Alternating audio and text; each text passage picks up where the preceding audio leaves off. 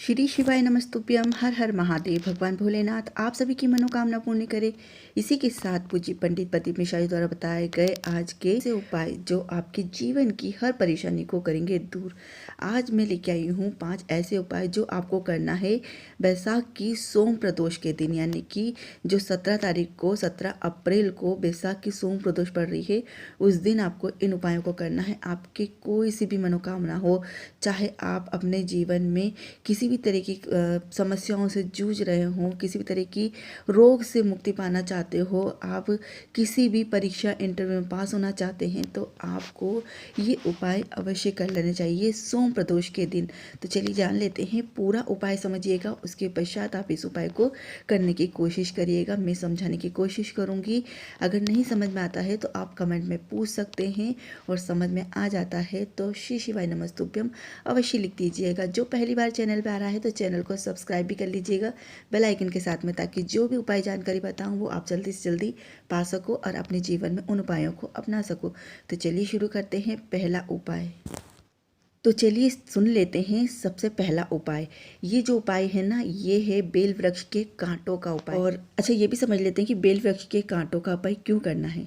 जब आपके जीवन में बहुत ज़्यादा कष्ट है, बहुत ज़्यादा तकलीफ है, हर जगह परेशानियों का सामना करना पड़ता है, हर राह पर आपके जीवन में कांटे ही कांटे हैं, तो आपको ये बेल वृक्ष के कांटे का उपाय करना चाहिए। इससे ये होता है कि आपके जीवन के सारे कांटे महादेव ले लेते हैं और आपको सारी खुशियाँ दे देते हैं। इसीलिए इस उपाय को अच्छे से समझ के फिर करिएगा। तो सुन लीजिए और समझ लीजिए। जो बेल वृक्ष होता है ना, इस तरीके से बेल वृक्ष होता है, उसमें इस तरह से कांटे लग रहते हैं, बहुत बड़े बड़े और बहुत ही तीखे कांटे होते हैं, मतलब बहुत पैने कांटे होते हैं। तो स्पेशली आप लोगों से रिक्वेस्ट है, बच्चों को तोड़ने के लिए ना भेजें, आप खुद जाकर इन कांटों को तोड़ के लेके आए, और 7 कांटे तोड़ के लेके आना है आपको। और लेना है एक इस तरह का आपको धतूरा। ये दोनों चीज़ों को लेके आपको जाना है भगवान शिव के मंदिर में। भगवान शिव के मंदिर में जाकर वहाँ पर आपको बैठकर और इस उपाय को करना है। करना कैसे है, सबसे पहले आपको लेना है धतूरा। धतूरा लेकर भगवान शिव जी के शिवलिंग के ऊपर आपको इसको रख देना है। और जब धतूरा रखेंगे तब जो डंडी रहती है ना, वो माता अशोक सुंदरी की तरफ रहना चाहिए। इस तरह से आप धतूरे को रख दीजिए। धतूरे को रखने के पश्चात आपने जो 7 कांटे लिए हैं आंकड़े के, उस 7 कांटों को एक एक कांटा कर आपको अपनी मनोकामना बोलते हुए जहाँ धतूरा रखा है ना, वहीं पर उसी के समय आप रख दीजिए। और जब कांटे रख रहे हैं ना, तो इस बात का ध्यान रखिएगा कि जो उसका तीखापन, जो नोक है ना, वो आपकी तरफ रहना चाहिए। और श्री शिवाय नमस्तुभ्यम मंत्र का उच्चारण करते रहना है। इस तरह से आपको इस उपाय को अप्रैल माह की बैसाख सोम प्रदोष के दिन करना है। तो ये उपाय आपको पूरा समझ के और फिर करने की कोशिश करिएगा। महादेव आपके जीवन के सारे कांटों को ले लेंगे और आपको खुशियाँ ही खुशियाँ देंगे। तो ये था पहला उपाय। दूसरा उपाय आप समझ लेते हैं। दूसरा उपाय काय का है। तो बहुत ज़्यादा अगर आपके घर में नेगेटिविटी फैली हुई है, नकारात्मकता है, किसी भी कार्य को करने के लिए हमेशा ना ही निकलता है, किसी भी बीमारी से छुटकारा पाने के लिए, रोग मुक्ति के लिए आप इस उपाय को कर सकते हैं। इस उपाय में आपको करना क्या है, आपको लेना है 108 दाने अक्षत के, यानी कि चावल के अखंडित 108 दाने लेना है। और इन 108 दानों को लेके आपको जाना है भगवान शिव के मंदिर में। भगवान शिव के मंदिर में जाने के बाद आपको वहाँ पर भगवान शिव का अच्छे से पूजन कर लीजिए। आप जो भी चढ़ाना चाहते हैं चढ़ा दीजिए, जल से अभिषेक करिए, फूल चढ़ाइए, बेलपत्र चढ़ाइए। उसके बाद आपको अक्षत का उपाय करना है।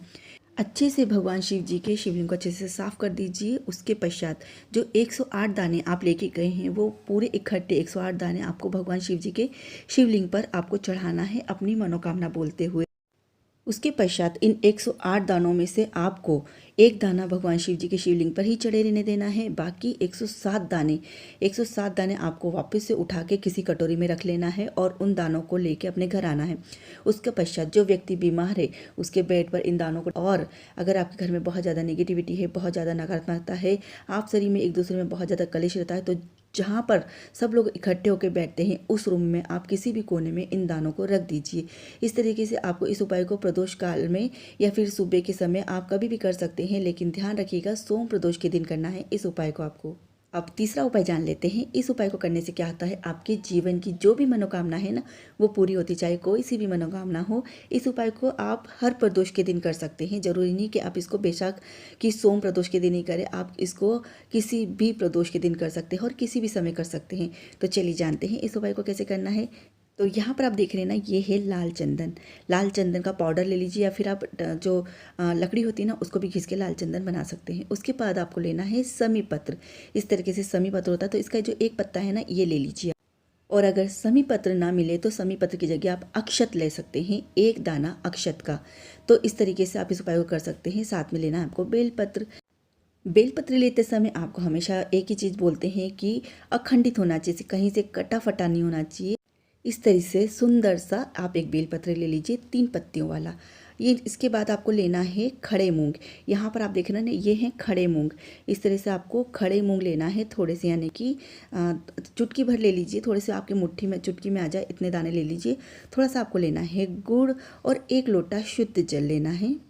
और इसी 1 लोटे जल में आपको सारी चीज़ें डाल लेना है, और आपको ये सारी चीज़ें डालकर भगवान शिव जी के शिवलिंग के ऊपर इन सभी चीज़ों के साथ में इस जल को समर्पित करना है। लेकिन जल समर्पित करने से पहले आपको दिशा निश्चित करनी पड़ेगी। आपको उत्तर दिशा की तरफ खड़े हो और श्री शिवाय नमस्तुभ्यम मंत्र का उच्चारण करते हुए, या फिर ओम नमः शिवाय मंत्र का उच्चारण करते हुए पूरा जल भगवान शिव जी के ऊपर समर्पित करना है। उसके पश्चात 2 मिनट वहीं बैठना है, और इस बात का ध्यान रखिएगा, 2 मिनट वहीं बैठना है। अगर महिला इस उपाय को कर रही है तो आपको इस मंत्र का उच्चारण करना है 2 मिनट तक। नमः शिवाय ओम बोलना है। और अगर कोई पुरुष कर रहा है इस उपाय को तो ओम नमः शिवाय बोलना है। अगर दोनों ही कर रहे हैं, पति पत्नी दोनों मिलके इस उपाय को कर रहे हैं, तो आपको ओम नमः शिवाय दोनों को यही मंत्र का उच्चारण करना है। इस तरीके से इस उपाय को आपको करना है।